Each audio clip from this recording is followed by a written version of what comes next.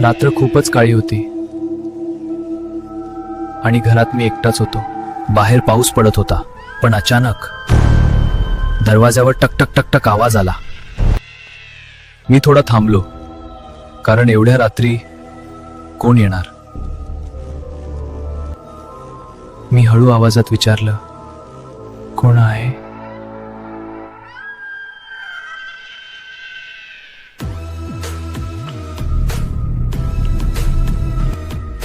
पुन्हा टक टक टक टक.